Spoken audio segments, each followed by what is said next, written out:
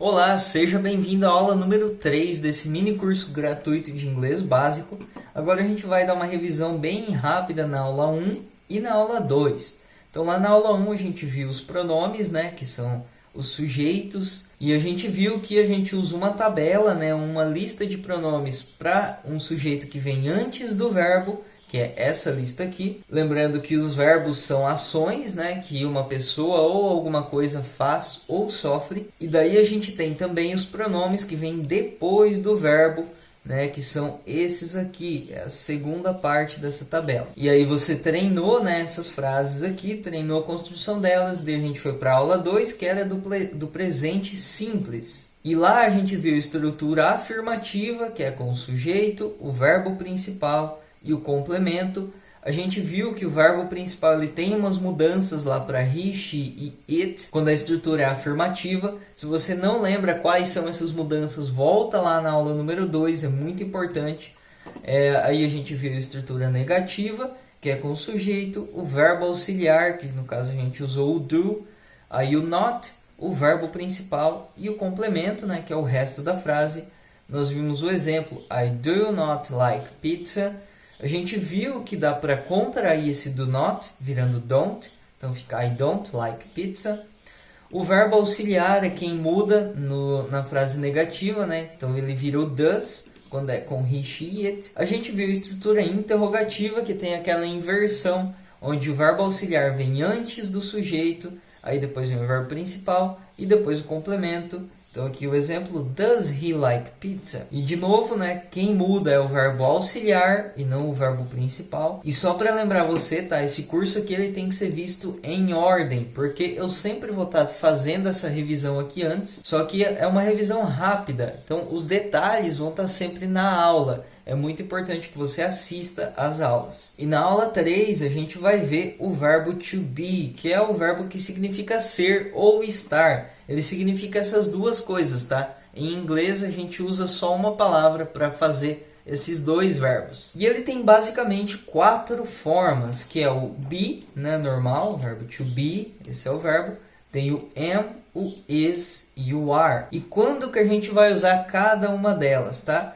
Então o verbo to be, né, que é na sua forma original aqui, a gente usa em duas situações. A primeira é para informações gerais que iniciam com ser ou estar. Por exemplo, aqui a frase ser ou não ser, eis a questão. To be or not to be. Esse not aqui, né, que vai estar dando o sentido negativo do não ser. Aqui uma outra frase de exemplo. Estar bem é importante. O estar, ele começa já direto com o verbo estar. Então, to be well is important. Sempre vai ter esse to aqui também. Tá? To be well. Ser uma pessoa boa vale a pena. To be a good person worth. Por que que tem esse S aqui no final do worth? Valer a pena, né? É isso que significa a palavra worth. Valer a pena. É um verbo, né? Se você parar para pensar, é um verbo. E esse verbo aqui está com S no final, porque a gente tem toda uma sentença antes. To be a good person. Isso aqui é uma coisa que eu não vou estar tratando aqui no curso básico, tá? Mas como a gente tem uma sentença inteira aqui antes do verbo, então a gente poderia substituir por it, tá? Bem, é só uma informação aqui para você, por isso que tem esse S aqui no final. E a segunda situação é depois de outros verbos. Então tem alguns verbos que podem aparecer com outros verbos depois. Então vão ter 2 verbos seguidos. Isso acontece em português também, inclusive, com esses verbos. Por exemplo, eu quero ir no mercado. A gente tem 2 verbos, que é o verbo querer e o verbo ir. Eu quero ir. São 2 verbos seguidos. Em inglês, quando isso acontece, o segundo verbo vai ter o to na frente, tá? Ele vai estar, digamos que na forma infinitiva dele. Isso é um curso básico, eu não vou estar explicando o que é isso, mas para você saber ele está na forma infinitiva, que é quando tem o to na frente. Então aqui, ó, I want to be a doctor. Eu quero ser um doutor. I have to be there. Eu tenho que estar lá. To be there. Aqui é o to be como ser. Eu quero ser um médico, ser um doutor. I have to be there, eu tenho que estar lá. Aí a gente tem o am, que é uma outra forma do verbo to be. A gente vai usar ele só com o pronome I, que significa eu. Daí fica I am, e a gente tem a contração que fica I'm. I am late. I'm late. Então fica mais curta, né, essa pronúncia. I am late. I'm late. Isso aqui significa eu estou atrasado, tá? Late significa tarde ou atrasado. Nesse caso aqui, atrasado. Então a gente tem daí outra forma que é o is. E a gente vai usar ele com he, she e it. He is, she is, it is. E a contração, né, a gente tem como contrair, deixar menor, que fica his, she's, its. He is trying so hard. He's trying so hard. She is so beautiful. Ó, aqui eu não falei separado. She is so beautiful. Falei mais junto. She's so beautiful. E aqui uma frase com duas partes, né? I have a laptop. Eu tenho um notebook. It's very old. É muito velho. It's very old. Poderia falar it is very old.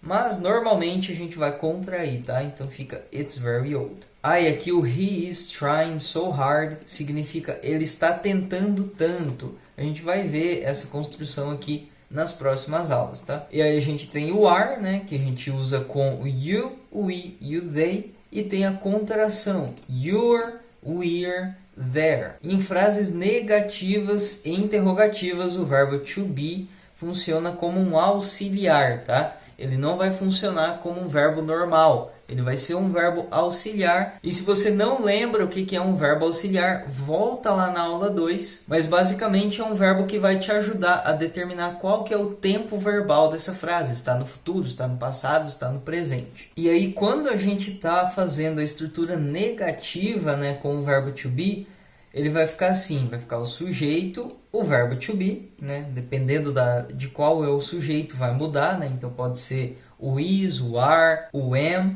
aí fica o not e o complemento, que é o resto da frase. Então aqui os exemplos, he is not trying so hard. Ele não está tentando tanto. Essa tradução não é uma tradução literal, tá? Não é tradução palavra por palavra, mas é o que essa frase aqui quer dizer como um todo. Ele não está tentando tanto. E daí a gente tem como contrair isso de duas formas. Que fica he's not trying so hard, né? Daí a gente contrai o he com o is. E a gente pode também contrair o is como not. Então fica he isn't trying so hard. Essa contração também pode acontecer com o are, tá? Então fica they are not so beautiful. Eles ou elas não são tão bonitas. Então a gente pode contrair o they com o are, ficando they're not so beautiful. E também pode contrair o are com o not. Então fica they aren't so beautiful. E a gente tem a estrutura interrogativa, que também vai ter aquela inversão, lembra? Nesse caso aqui, como o verbo to be, ele é tanto o verbo principal como o verbo auxiliar, a gente vai ter o verbo to be, o sujeito e o complemento. Então aqui fica, is he trying hard? Ele está tentando bastante? Esse trying aqui também é um verbo, tá? Mas a gente vai ver isso outra hora. E aqui, are they beautiful? Eles são bonitos? Elas são bonitas? Lembrando que o they a gente usa para eles ou para elas. Não esqueça, tá, de treinar essa aula aqui e as outras também com os vocabulários que eu deixei lá na descrição dos vídeos anteriores. Isso é muito importante, tá? Senão você não vai conseguir aprender só vendo vídeo, você precisa treinar. E como eu sempre venho dizendo, esse aqui, tá, esse treinamento é um treinamento básico, ele não é avançado. Vai durar aqui 7 dias e é o básico. Eu tenho também o treinamento avançado, que é do 0 até lá no final. Tem muito mais vocabulário lá, tem muito mais conhecimento. Eu vou deixar o link para ele aqui na descrição, tá? Se você quiser dar uma olhada. E vamos lá para a próxima aula.